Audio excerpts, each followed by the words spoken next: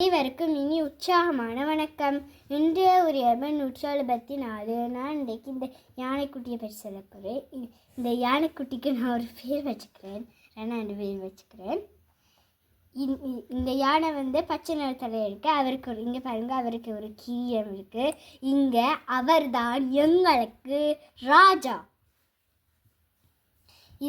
இது ஸ்ரீலங்காவிலிருந்து பாசையிலேருந்து வந்திருக்கு. இது என்னுடைய செல்ல அபி என்ற யானை.